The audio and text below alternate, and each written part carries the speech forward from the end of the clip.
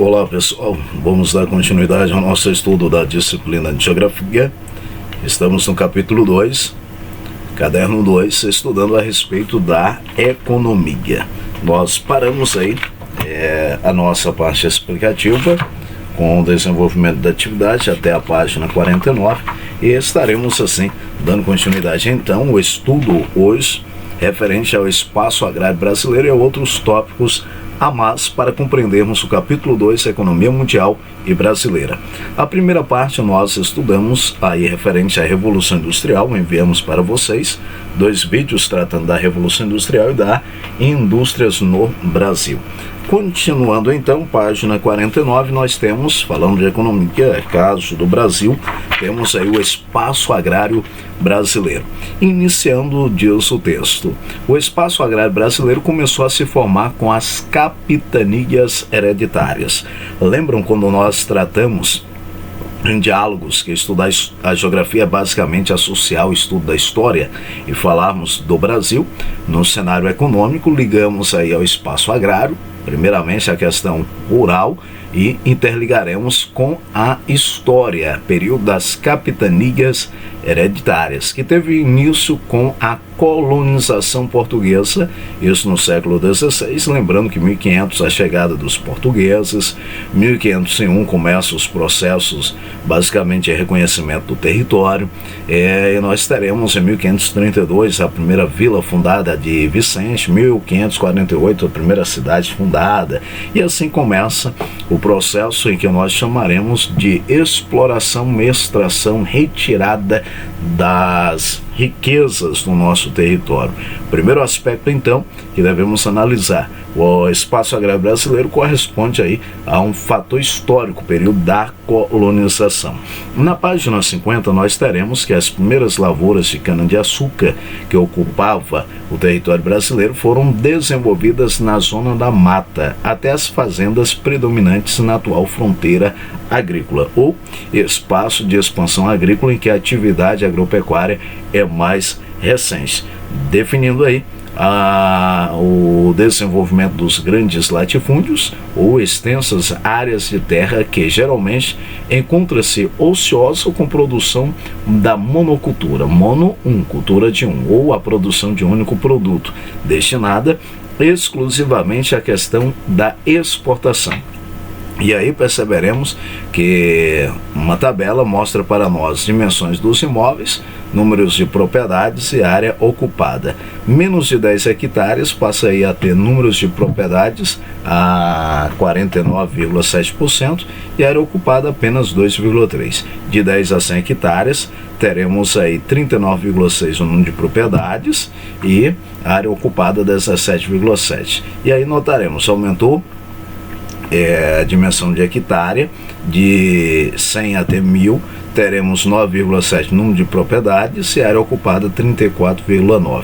Mais de 1000 hectares, 0,9% de números de propriedades e área ocupada 45,1%. E aí, análise no mapa a seguir, a distribuição das propriedades agrícolas no Brasil de acordo com o tamanho, e nós observaremos que os maiores estabelecimentos predominam nas regiões centro-oeste e norte, áreas onde a fronteira agrícola é a mais recente. Então notaremos que destaque para o centro-oeste e para o norte do Brasil, período em que nós consideramos a ação ligada à agropecuária, principalmente o agronegócio, passam a serem mais recentes. Dando continuidade, vem lá o subtópico da colônia ao agronegócio. Da colônia, voltando lá, a zona da mata, produção da cana-de-açúcar no nordeste do Brasil, e aí chegaremos ao século XXI com agronegócio. Porém, tem algumas datas e algumas leis fundamentais. Por exemplo, 1850, na tentativa de regularizar a posse da terra no Brasil, foi estabelecida a chamada Lei de Terras, determinando a posse da terra mediante a compra. E aí nós teremos uma ação direta, período em que nós estudamos na história do Brasil, nomeada de Segundo Império Brasileiro. Aí teremos a luta pela distribuição mais igualitária da terra, chamadas de reforma agrária, que ficou mais intensa nas décadas de 50 e 60, que impulsionou as ligas camponesas no Nordeste, onde os trabalhadores rurais organizaram-se em grupos com o objetivo de reivindicar a distribuição ou redistribuição da terra. Continuando, em 64 nós teremos no governos militares, foi elaborado o Estatuto da Terra, que tinha como propósito controlar as reivindicações populares, dando terra para as pessoas. Essa região nossa, ela teve aí, algumas pessoas tiveram posse de terras, onde que ocorreu desmatamentos da vegetação nativa para produção e plantação de vegetação exótica, que não é da região. Um grande exemplo, o eucalipto. E aí, continuando, nós perceberemos que, com a redemocratização, a questão agrária brasileira continuou relacionada a seus sujeitos históricos e espaciais. As fronteiras agrícolas do centro-oeste e do norte transformaram os latifúndios em áreas do agronegócio. Nessa época foi dado maior destaque ao aumento da produção e da produtividade, da riqueza e do uso das novas tecnologias nesse ramo da agricultura brasileira. No entanto, a concentração fundiária se manteve. O agronegócio vinculou sua imagem às modernas empresas agrícolas, cujos lucros, em decorrência do aumento das exportações, impulsionaram um crescimento econômico maior dos municípios que concentram as grandes fazendas brasileiras. Notaremos um gráfico dando para nós um olhar Brasil, evolução das exportações brasileiras em bilhões de dólares de 2000 a 2015. Olha aí uma crescente que nós teremos principalmente em 2011, 2012, 2013. Então uma grande crescente, depois aparece para nós uma diminuição. Então percebemos aí, o agronegócio passa a ter uma interferência direta na produção brasileira. E no finalzinho da página 51 traz um olhar para nós correlacionado ao seguinte: agronegócio brasileiro e agricultura camponesa. Nós teremos uma alteração aí nesse olhar. A alimentação da população brasileira é a produção basicamente familiar, praticada em pequenas propriedades policultoras,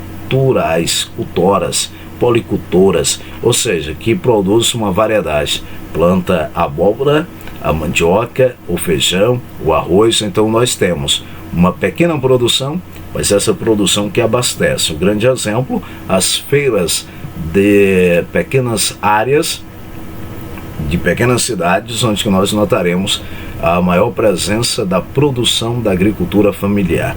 Notemos na página 52 uma demonstração: a agricultura camponesa e o agronegócio. Um comparativo, o crédito, o lucro. Notaremos que o lucro está relacionado ao agronegócio.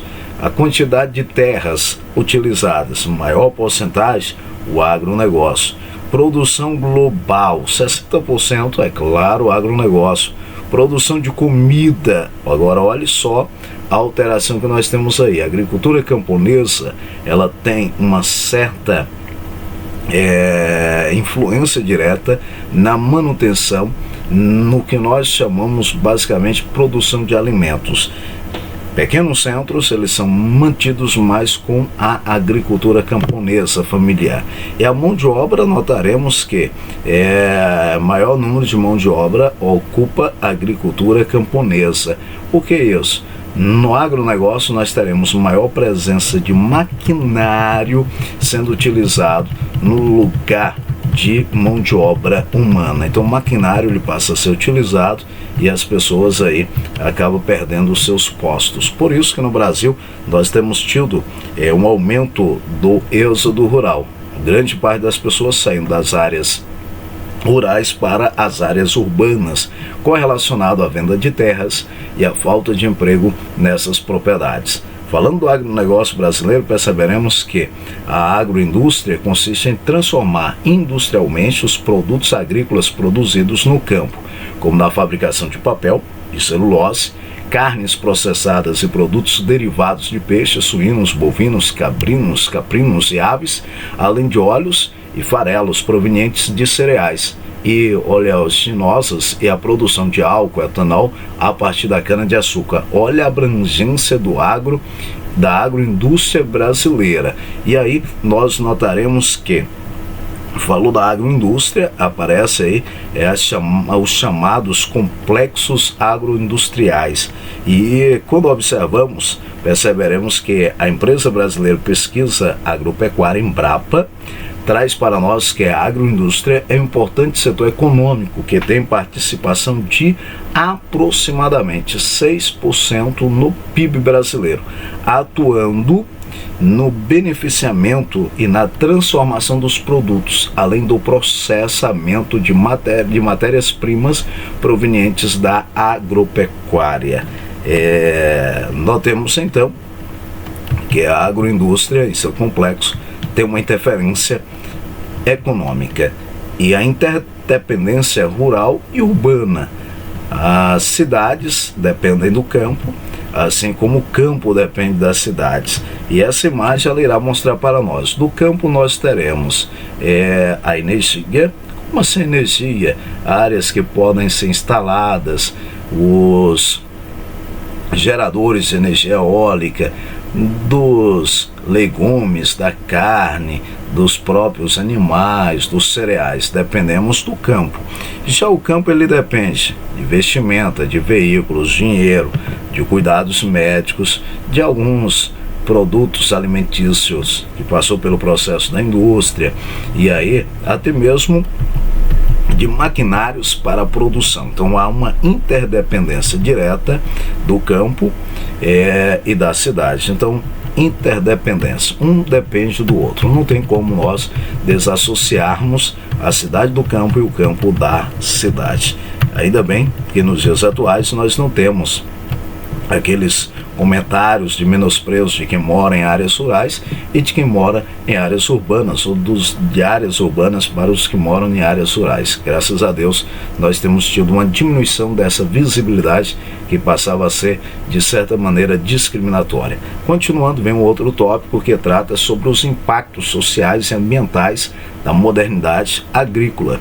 E esses impactos passam a ser, primeiramente, impactos sociais. Quem nós teremos aí? Olha, aparecendo aqui para nós, o MST, Movimento dos Trabalhadores Rurais Sem Terra. Com isso, percebemos que a modernidade na agricultura brasileira causou mais concentração agrária, o que resultou na intensificação dos movimentos. Então, impactos sociais, o surgimento de movimentos sociais, tendo aí uma luta para a reforma agrária e para a descentralização da terra, ou da grande quantidade de terras nas mãos de alguns. Assim como também correlacionado ao trabalho escravo, porque ainda existe em muitos lugares no Brasil atividades que são correlacionadas a trabalho escravo. Temos também impactos ambientais, exemplo, desmatamento, e quando associamos o desmatamento, poderemos associar também o aumento da temperatura. Desmatou, nós teremos a perca de áreas verdes que permite aí uma maior concentração ou controle das temperaturas. Temos a utilização de agrotóxicos, principalmente aí os inseticidas e herbicidas, que se não forem manejados de maneira correta, podem contaminar o solo, o lençol freático e os rios. Temos o uso de máquinas pesadas que provocam a degradação e a compactação do solo e intensifica a arenização. Temos aí as sementes geneticamente modificadas ou alteração dos produtos, trazendo aí problemas correlacionados à saúde, então impactos ambientais. No contexto da pecuária, além do desmatamento, o solo compactado pelo pisoteio do gado dificulta a infiltração da água e aumenta o escoamento superficial, podendo provocar erosões. E de outro lado, os lençóis freáticos perdem o que seria aquela água, o líquido necessário para a sua manutenção. E para fecharmos, nós temos mais um tópico que trata sobre consumismo em questões ambientais. Primeiramente, consumo necessário, consumismo quando nós passamos a utilizar além do que nós necessitamos. Passamos a comprarmos além do que seria necessário para o nosso consumo diário. Aparece então desenvolvimento sustentável, uma palavra que nós já estudamos na série anterior, no sexto ano, onde que nós percebemos que trata do desenvolvimento capaz de suprir as necessidades da geração atual sem comprometer a capacidade de atender às necessidades das futuras gerações. E aí vem lá a demanda por recurso e descarte. Grande destaque aqui para nós, pegada ecológica, que nós também estudamos o ano passado, no sexto ano, na disciplina de ciências, que passa a ser uma técnica que inclui a contagem de todas as demandas existentes por recursos naturais. Exemplo, madeira, combustíveis fósseis, água, alimentos e outros aí. Temos os resíduos e os impactos ambientais, que passam a serem os lixos produzidos pelo ser humano, e essa imagem ela mostra para nós como ocorre a demanda e a produção. Uma praia, um lugar bem lindo, mas de outro lado, olha a quantidade de resíduos aí no ambiente. Esses resíduos, eles trazem, de certa maneira, impactos para o meio ambiente. Então, quando falamos da produção em si, nós notaremos que a produção industrial ou até mesmo a produção no contexto rural poderá trazer aí algumas degradações ao meio ambiente. Para isso, o ser humano precisa utilizar a consciência devida para saber interagir com o meio ambiente. E a palavra-chave, o termo-chave no contexto da geografia é desenvolvimento sustentável. A sociedade não poderá parar de desenvolver, mas que o nosso desenvolvimento ele venha ser capaz de atender às necessidades, mas ser capaz também de não alterar e não destruir o meio ambiente. Pausa por aqui, as atividades serão desenvolvidas por vocês. Um forte abraço e muita saudade de vocês. Valeu, turminha!